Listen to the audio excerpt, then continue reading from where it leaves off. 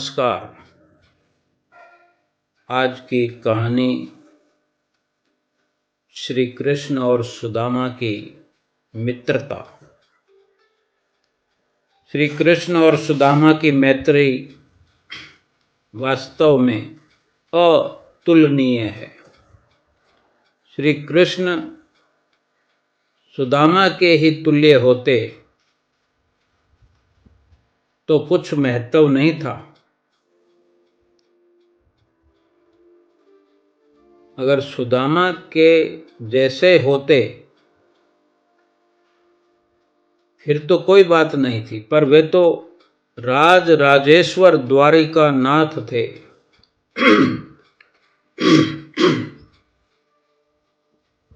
उन्होंने गरीब निर्धन दीनहीन सुदामा के चरण अपने हाथों से धोए और उसका चरणामृत लिया। उस चरणामृत को महलों में छिड़का, दीन को गले से लगाया। ये है महत्वता उनके प्रेम और स्नेह की। ऐसी प्रीत दीन बंधु दीनन सो माने को, ऐसे बेहाल बेवायन सो पग कंटक जाल लगे पुन जोए। हाय महा दुख पायो सखा तुम, आए इते न किते दिन खोए। देख सुदामा की दीन दशा, करुणा करके करुणा निधि रोए। पानी परात को हाथ छुयो नहीं, नैनन के जल से पग धोए। पानी के परात को नहीं छुआ। भगवान श्री कृष्ण ने अपनी आंखों से छलकते हुए आंसुओं से पग धोए।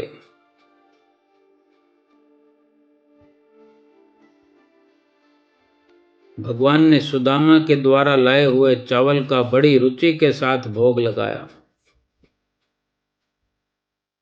और सुदामा से कहा, आपके द्वारा लाया हुआ चावल का यह उपहार मुझको बेहद प्रसन्नता देने वाला है।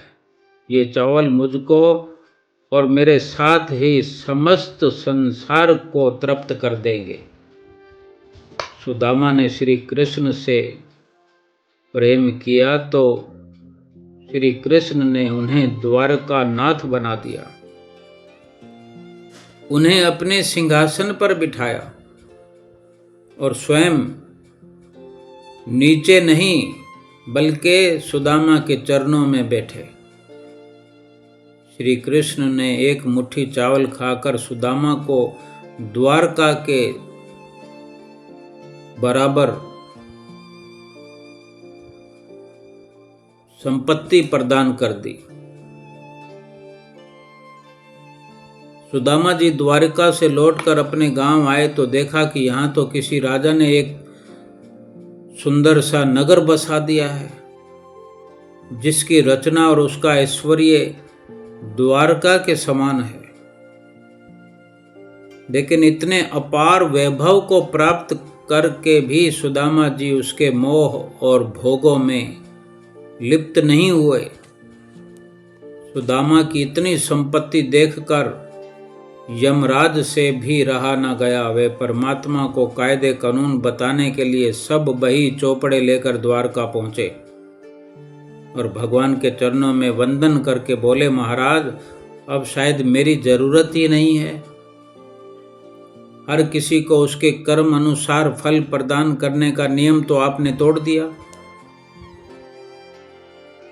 कोई कायदा कानून तो कुछ रहा नहीं।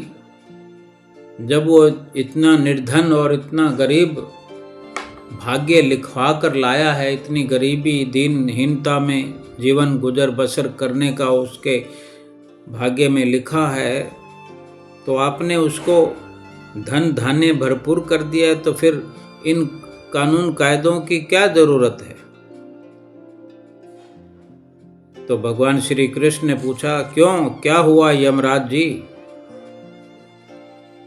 यमराज जी ने कहा कि भगवान, आप ही जब नियम भंग करते हैं तो फिर जगत का क्या होगा? आपको कौन रोक सकता है? आप परमेश्वर हैं। किंतु किसी साधारण जीव को यदि इतनी संपत्ति प्रदान करेंगे तो कर्म की मर्यादा छिन्न भिन्न हो जाएगी। श्री कृष्ण ने पूछा, क्या आप सुदामा की बात कर रहे हैं? यमराज ने कहा, हाँ महाराज, इस सुदामा ने ऐसा कोई बड़ा पुण्य किया ही नहीं। इस ब्राह्मण के भाग्य में तो दरिद्रता का ही योग लिखा हुआ है और आपने इसको इतना अधिक दे दिया। इतनी संपत्ति तो इंद्र के दरबार में भी नहीं है। आप उदार हैं, दयालु हैं, किंतु इससे कर्म की मर्यादा तो लुप्त होती है। सुदामा के ऐश्वर्य को देखकर यमराज को भी ईर्ष्या हुई, इसलिए भगवान को कर्म की मर्यादा समझने चला आया। श्री कृष्ण ने कहा है, यमराज जी, आप अपना हिसाब किताब ठीक नहीं रखते। सुदामा के पुण्य का क्या बखान करूं मैं? आपने तो नहीं समझा, लेकिन मैं क्या बखान करूं? इतना पुण्य सुदामा का है। सुदामा ने मुझे एक मुट्ठी चावल खिलाए हैं। जो मुझे खिलाता है उसे संपूर्ण विश्व को भोजन कराने का फल मिलता है। भगवान ने यमराज के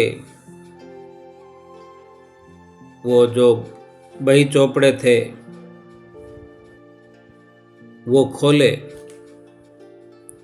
जो यमराज बही चोपड़े लेकर के अपने आए थे, तो भगवान ने यमराज के बही चोपड़े, बही खाते खोलकर देखे और जहाँ सुदामा के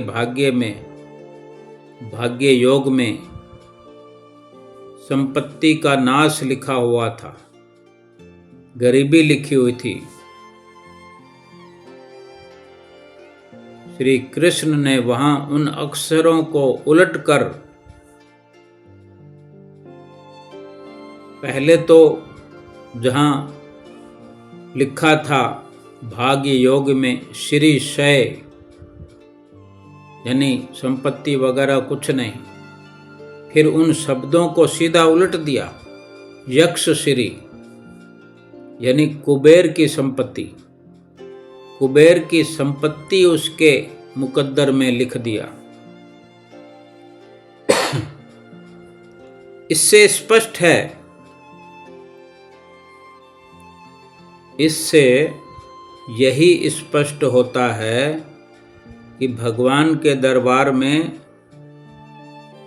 सबसे ऊंची प्रेम की महिमा है। जो भगवान श्री कृष्ण को खुश करते हैं, उनसे सारा संसार खुश हो जाता है। हमें ये विचार करना चाहिए कि चाहे जितना प्रेम संसार से करते हों, जितना स्नेह संसार पर लुटाते हों, कम से कम उतना प्रेम भगवान से भी हमें करना चाहिए, सच्चे दिल से करना चाहिए, ताकि हम जो कुछ भी उठते हैं, बैठते हैं, खाते हैं, पीते हैं, वो सब भगवान की ही कृपा से ये संभव होता है। जो कुछ खाएं, भगवान को सच्चे दिल से पहले अर्पण करें, भगवान का भोग लगाएं। जो कुछ पहने, भगवान के अंग लगाएं वस्त्र को, उसके बाद धारण करें और इस प्रकार की भावना से